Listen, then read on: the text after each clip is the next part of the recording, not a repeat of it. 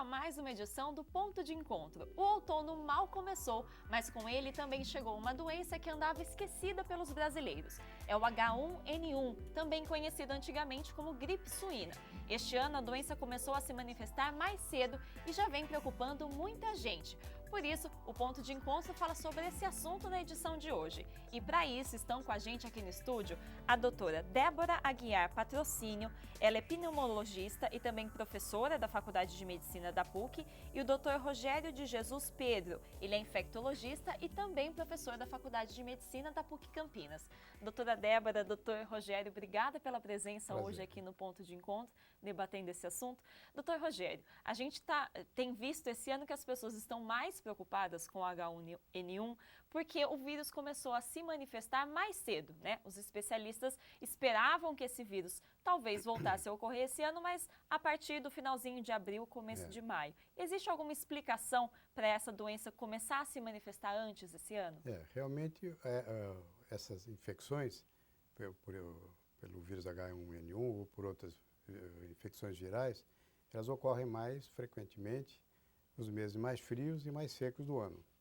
Não é o caso, nós estamos começando agora, terminando um período de chuvas, uma temperatura que não é apropriada para esse tipo de infecções. Bom, mas o fato é que ela surgiu, por isso, de maneira mais inesperada. Provavelmente ela veio pelos contatos com o vírus está circulando no hemisfério norte e veio por essa via, chegou agora ao Brasil mais precocemente, talvez pelos contatos que as pessoas fazem com o hemisfério norte, ele foi introduzido um pouco mais recentemente. Essa é a razão Agora, a razão da preocupação, porque é uma doença tradicionalmente já conhecida e a gente sabe que está associada a infecções muito fáceis de serem transmitidas e que eventualmente muito graves. E professor, por que as pessoas têm mais medo do H1N1? Porque a gente sabe que a gripe comum, entre aspas, ela mata muita gente todos os anos, Claro. mas o H1N1 preocupa mais as pessoas. Então, é por ser um vírus mais agressivo? Com certeza, o H1N1 é um vírus que é muito mais agressivo e ele, mesmo na população normal, ele está associado a um muito maior número de complicações. Mas em algumas populações especiais, está associado a infecções graves e potencialmente fatais. Então, a gente sabe que tem umas populações de pessoas, como, por exemplo, os indivíduos, as crianças, principalmente até os 2 anos de idade, os indivíduos mais velhos e aqueles que têm alguma predisposição que leva à diminuição da resistência, vamos dizer assim, em termos bem gerais, e os gestantes, obesos, entendeu?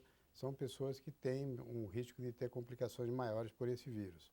E é claro que isso traz uma preocupação muito grande, porque essa população é uma população muito extensa. Embora todos possam adquirir infecção e todos possam fazer formas graves. E professora Débora, com relação a essas pessoas que fazem parte do grupo de risco, elas apresentam uma sintomática diferente das pessoas que não se enquadram nesse perfil? Ou todas as pessoas que contraem esse vírus, elas têm basicamente uma mesma sintomática? Em especial, esse grupo que a gente considera grupo de risco, eles têm uma predisposição maior para uma evolução ruim. Então, no início da doença, a transmissão, a parte inicial, em geral, é comum a todos os grupos, todas as faixas etárias, mas esse grupo que o Dr. Rogério citou, eles têm, pela baixa resistência, pela baixa imunidade, ele tem uma predisposição a que a doença se torne mais grave, que a evolução seja mais ruim, que a gente tenha complicações mais preocupantes em relação à população normal. É importante ressaltar que os pacientes, os doentes crônicos, renais, hepatopatas, cardíacos e principalmente os doentes respiratórios, eles têm que estar mais atentos porque eles são um grupo de risco importante mesmo para essa doença. E professora, como que o vírus H1N1 ele é transmitido? A gente sabe que a gripe, todas as pessoas que estão em lugares fechados ficam mais sujeitas a serem contaminadas pelo vírus da gripe. Isso também funciona para o H1N1? Sim, a transmissão é basicamente a mesma. Ela é por gotículas, através da tosse e espirros e secreções das vias respiratórias, basicamente a 1 metro de distância. Isso é uma posição que é da informação, mas se você tiver contato com alguém que está tossindo próximo de você, a menos de 1 metro, você já pode ser contaminado. E até o contato com essas secreções. Por isso que a gente enfatiza, por exemplo, quando você toca em algum corrimão, em conduções, em ônibus, que a pessoa pode ter tocado naquela região e você ter tido contato com aquela secreção. Então, assim, é muito importante que haja essa sensibilidade das pessoas não só estarem próximos ou tocar em algumas regiões que as pessoas com a doença tocaram. Então, a higienização das mãos, algumas prevenções que devem ser feitas são muito importantes. Tá? Então, é através de gotículas, que são aspergidas, né, que a gente fala, mas também no contato das secreções. E em algumas crianças, algumas situações, pode haver náusea, vômito e diarreia. Então, assim, o contato com as secreções também gastrointestinais também pode propiciar a disseminação da doença. E, professor Rogério, a professora Débora falou, por exemplo, numa situação no ponto de ônibus, né, que a gotícula às vezes está no assento, ou um lugar que você apoia. Por quanto tempo que esse vírus dura? É possível prever isso? É difícil, claro, ele fica por algum tempo no ambiente, mas o contato com as secreções, quando você espirra, por exemplo, protege com a mão ou com o braço, os vírus ficam nessa região. E quando o indivíduo coloca a mão numa maçaneta, num corrimão ou no ônibus, claro que há contaminação, outra pessoa coloca, se levar as mucosas, se contamina. O tempo de duração dessa infecção não é muito longo, mas é suficiente para ver a transmissão. Então, quer dizer, se são algumas horas que pode haver transmissão por contato direto com as secreções, mesmo em ambientes assim mais físicos, sem contato pessoal, viu? E a partir do momento que a pessoa contrai o vírus, demora para que ela comece a apresentar os sintomas? Bom, os sintomas têm um período de incubação que é curto, viu? Geralmente de 1 a 3 dias, mas pode durar até 1 semana. Então, que é o tempo que vai desde que o sujeito se expôs à secreção ou as gotículas trazendo o vírus, até que os sintomas se iniciem. Mas a doença, quando se estabelece de maneira aguda, viu? Sempre uma doença que vem com febre. A gripe é uma doença que tem febre. A febre é importante. Pode ser referida, mas geralmente é medida e alta. Que vem com febre e com sintomas respiratórios, porque aqui é um vírus que acomete as vias respiratórias. Começa por aí. Se vai ser grave ou não, vai se definir isso nas próximas, primeiro dia, até o 3º dia, a gente já fica sabendo se as coisas vão caminhar para uma evolução normal ou se aparecem as complicações. Isso é o segmento desse doente que vai dizer quais vão fazer as formas graves. E esse surto tem preocupado muita gente. A nossa equipe de reportagem, inclusive, mostra esse cenário para vocês. Acompanhe na reportagem de Vinícius Purgato. Nos últimos dias, os brasileiros passaram a ter uma preocupação a mais. Além da dengue, da chikungunya e da zika, a gripe H1N1 começou mais cedo e já assusta a população. Conhecida antigamente como gripe suína, o vírus H1N1 causou 46 mortes em todo o Brasil somente este ano. Deste total, 38 foram no estado de São Paulo. Até agora, segundo o Ministério da Saúde, são 305 casos em todo o país, quase o dobro do total registrado em 2015. Aqui em Campinas já são 5 registros da doença. Devido ao número inesperado de pessoas infectadas, principalmente em São Paulo, o Ministério da Saúde resolveu agir e começou desde ontem, dia 1º de abril, a enviar os lotes da vacina contra a gripe para agilizar a imunização da população. Mas quem quis se antecipar e procurar as clínicas particulares vem encontrando bastante dificuldade. Nossa equipe tentou entrar em contato com várias delas e o resultado, na maioria das vezes, foi esse. O número chamado está ocupado. Tente novamente mais tarde. Obrigada. E quando finalmente conseguiu, as respostas foram as mesmas. Por favor, eu queria uma informação. Vocês têm vacina para gripe aí? Tá para chegar. Ah, tem alguma previsão? Semana que vem. Ah, tá certo então. Mas a minha dúvida é o seguinte, se vocês já tinham ela e acabou, se o pessoal tá procurando muito. Já acabou, chegou pouquíssimas doses. Ah, então tá certo. Obrigada, viu? Ainda que os lotes da vacina tenham começado a ser distribuídos ontem pela rede pública, não há prazo para o início das aplicações na população em Campinas. Professora, a gente viu aí na reportagem que muita gente está preocupada e está tentando se vacinar já para se prevenir contra essa doença. A vacina, ela é diferente, por exemplo, da que é aplicada pela campanha do Ministério da Saúde, das que são disponibilizadas na rede particular? É a mesma vacina. As vacinas são exatamente as mesmas, ele não tem particularidade nenhuma. Então, é a vacina que se usa na rede privada do governo, é exatamente a mesma vacina, não há diferença nenhuma. E como que ela age no organismo? Por exemplo, quem tomou a vacina em anos anteriores está imunizada contra o H1N1 ou precisa tomar novamente? Então, na verdade, os vírus da gripe que estão na vacina não são. Lá tem o H1N1, mas tem outras variantes que estão dando o surto atual. Então, a vacina que se usou anteriormente é diferente da que está sendo utilizada agora. Mas o componente H1N1 é exatamente o mesmo. Mas a imunidade ela se perde um pouco com o tempo. Então é melhor, ela é feita, são partículas virais, não é vírus vivo, é um vírus que não são pedacinhos do vírus que são introduzidos para produzir a resposta imune, entendeu? Mas então, de maneira que ninguém vai se infectar usando a vacina, isso é muito importante, porque é frequente as pessoas, quando estiverem já estavam incubando a gripe, toma a vacina e aí aparece a gripe e fala, nossa, eu tomei a vacina, piorei. Não tem nada a ver.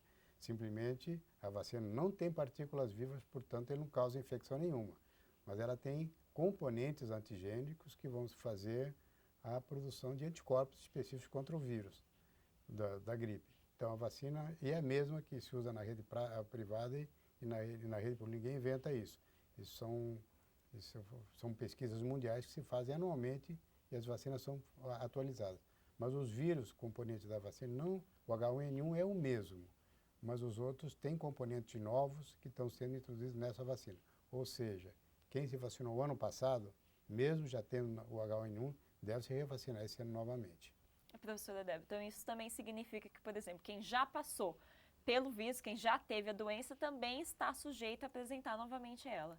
Sim, é importante ressaltar que a doença em si, ela já adquire uma imunidade, mas os vírus são mutantes. Então, a gente está tendo novas cepas, a gente está tendo variantes e cada vez a gente tem uma pesquisa anual e isso deve ser reforçado que a vacinação está indicada, sim, mesmo para quem já teve a doença. Isso, inclusive, principalmente para as pessoas que fazem parte do chamado grupo de risco. Grupo de risco, isso. A gente pode ressaltar novamente os grupos de risco.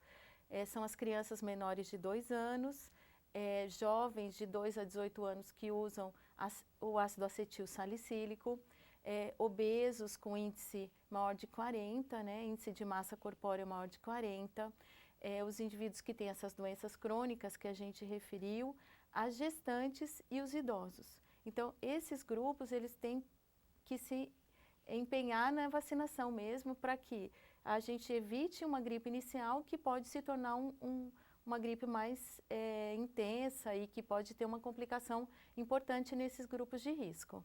E professora, você falou a respeito das crianças, né? E muitas vezes alguns sintomas do H1N1 podem se confundir com outras doenças comuns nessa fase da vida, né? Uhum. Que são viroses, que normalmente crianças pegam bastante, ou crianças que estão iniciando a vida escolar e acabam sempre nessa janela, né, que a gente fala de imunidade, acabam pegando alguma doença e tudo mais.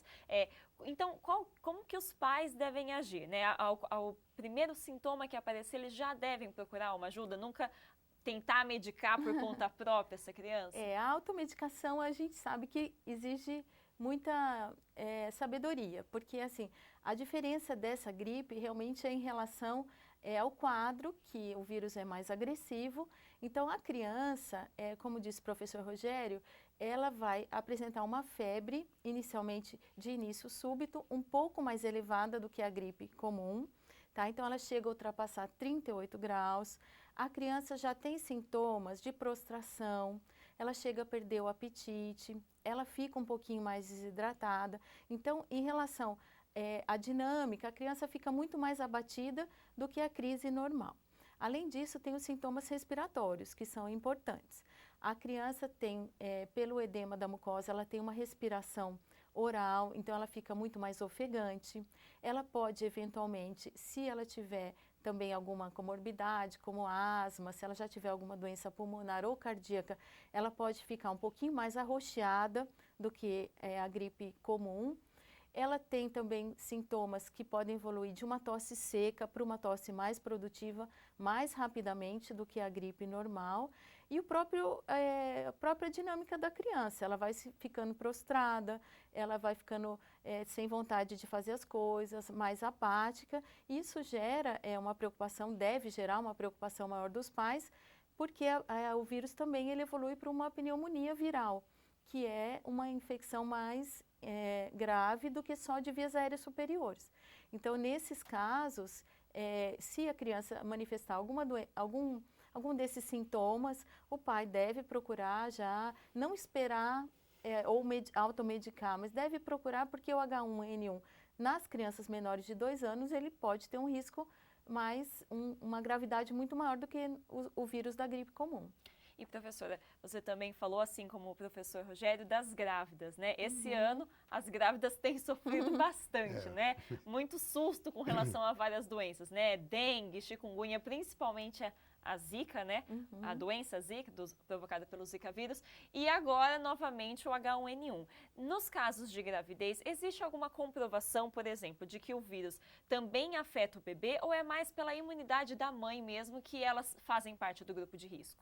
Os estudos que nós temos é em relação a 2009 e 2010, que foi onde teve o maior número de grávidas que contraíram a doença. Então, nesse grupo que é a maior população, a gente tem nos estudos observado que o vírus ele acometeu grávidas no 2º e 3º trimestre. Em geral, até então, com uma gravidez normal, estavam super bem, super tranquilas.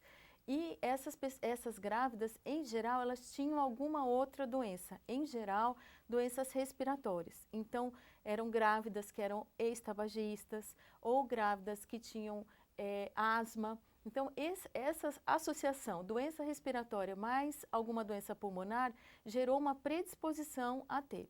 Em relação às grávidas, foi por conta da baixa imunidade, mas não houve confirmação de nenhum tipo de acometimento para o feto, para o bebê depois.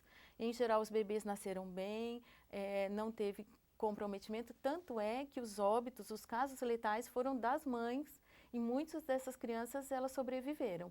Então, em geral, o acometimento mais grave é da gestante mesmo, pela baixa imunidade. E, professora, a partir do momento em que sai o resultado desse exame ou o médico constata a partir dos sintomas, né, conforme o senhor falou, que a pessoa está com a gripe H1N1, qual que é o tratamento? Como que se inicia esse tratamento? Hoje em dia nós temos remédios, drogas que têm ação antiviral. Eles impedem a replicação do vírus. E a gente usa especialmente para os casos graves ou nas pessoas que têm risco de complicações. O mais importante dos remédios está mais disponível, que é o Oseltamivir, que é o Tamiflu, que todos conhecem, o nome comercial posso falar porque não tem um outro, é esse mesmo. E esse é uma medicação que a gente usa por um tempo curto, viu? A gente usa no espaço, nos casos comuns, em torno de 5 dias você já consegue fazer com que a gente impeça a replicação viral e possa impedir a progressão da doença usando medicação específica. Isso vale para todas as pessoas, crianças, idosos, gestantes, pessoas que não fazem parte do grupo de risco, todas são medicadas com esse medicamento. Vamos deixar claro o seguinte, essa medicação a gente usa para tratamento das pessoas que têm risco de complicações ou nos casos onde as complicações já ocorreram. Isso é tratamento. Nos casos comuns, o tratamento sintomático é suficiente. Que são aquelas dicas que todo mundo já conhece, né? Repouso. Usar os critérios que já são conhecidos, né? Repouso, hidratar bem, ficar em casa, porque a doença se transmite. É importante que a gente coloque isso. Essa é uma doença de transmissão respiratória. Então, a criança com uma infecção como essa tem que ficar na casa para fazer um isolamento domiciliar, para impedir que vá à escola, por exemplo, que pode disseminar a infecção no meio escolar. Então, as crianças ficam até Isso geralmente por uma semana. É o período que a gente usa para de deixar as pessoas restritas ao ambiente domiciliar para impedir a disseminação. E professora Débora, o professor Rogério falou do Tamiflu. E recentemente, por conta desse medo, né, da gripe, muitas pessoas foram às farmácias e já compraram o medicamento, mesmo não tendo a doença. Qual que seria o risco, né, da pessoa tomar esse remédio como uma forma de prevenção ao H1N1? Porque às vezes falta uma informação e a pessoa acha que ela pode se proteger já tomando adiantadamente esse remédio. Isso pode complicar a situação dela? Na verdade, especificamente para o H1N1, a gente só tem disponível nas redes o Tamiflu e que deve ter a indicação precisa. Como disse o professor Rogério, não só para o início do quadro, um quadro mais frustro, mais benigno, mas para um paciente que teria uma possível complicação. Então, assim, o Tamiflu não deve ser comprado para ser guardado ou para uma eventual emergência, que isso não existe. Se a pessoa ela tem a primeira condução que ela pode ter é tomar vacina. Ela tem que se prevenir. Se ela progredir para um quadro, se ela procurar a ajuda de um médico, ele vai receitar, ele vai indicar o local de compra e aí sim a pessoa tem indicação. É até desnecessário dizer que é um dinheiro mal gasto, porque ela não vai antecipar, ela não deixa. A única forma de prevenção da doença é a vacinação.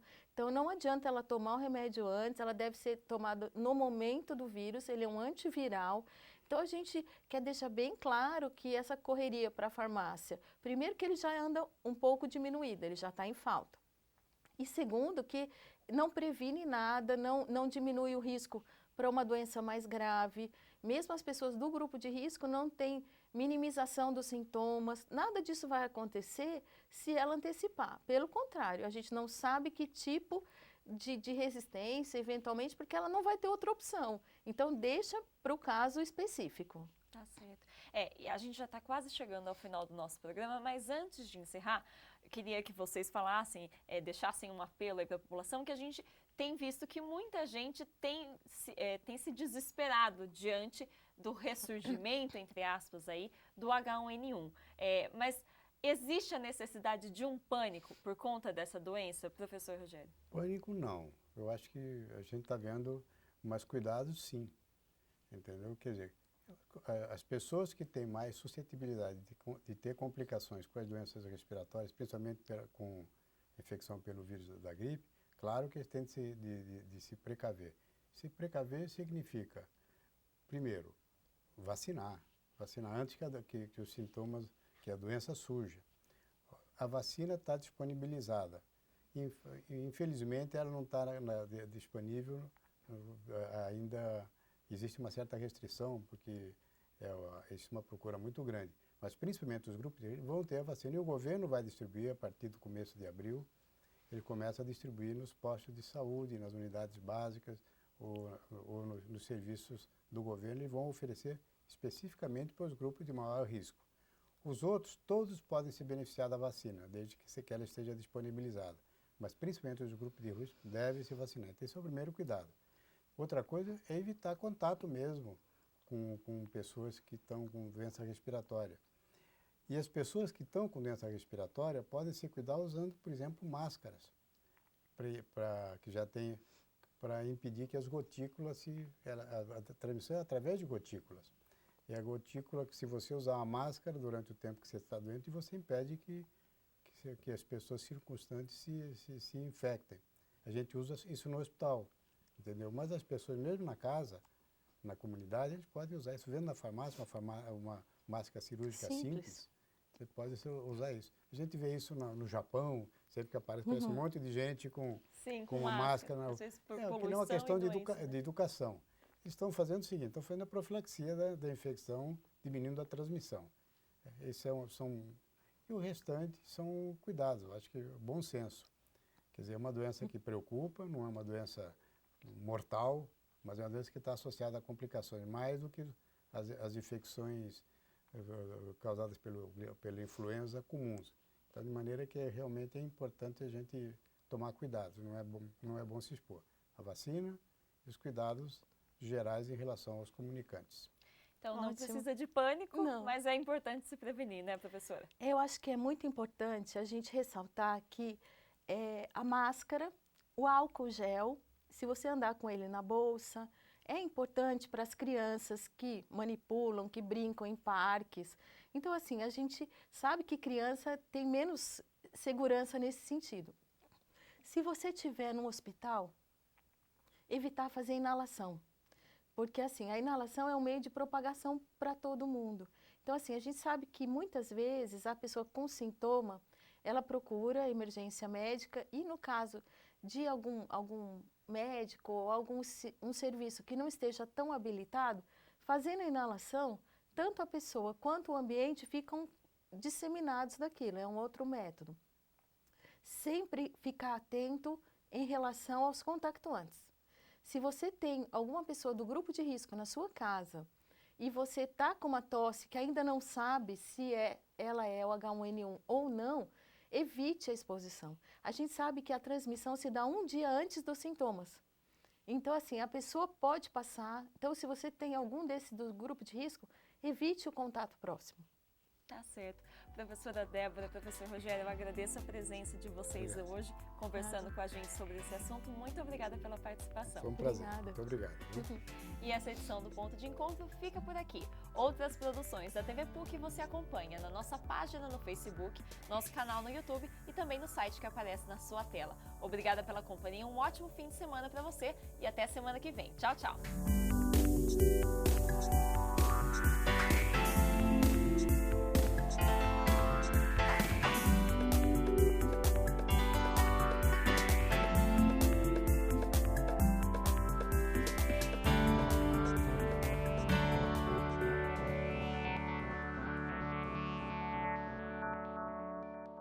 Fique por dentro de tudo que acontece na PUC Campinas. Acesse notícias, eventos e pesquisas. No site da TV PUC, dentro do portal da universidade, você confere as novidades e o dia a dia do mundo acadêmico. Olá, está no ar o Fique Ligado, Essa é a vida de alguns universitários nos dias de hoje. a fim de motivar e incentivar o aprendizado e a integração. Eles são capazes de multiplicar o tempo em favor do voluntariado. Na correria do dia a dia, não temos tempo de reparar que no meio da cidade de Pedras existe a natureza. É da recuperação do meio ambiente que elas tiram o sustento de suas famílias. Tudo que é importante para você está aqui. Informe-se e conecte-se com a gente. É a TV PUC Campinas levando a nossa universidade para mais perto de você.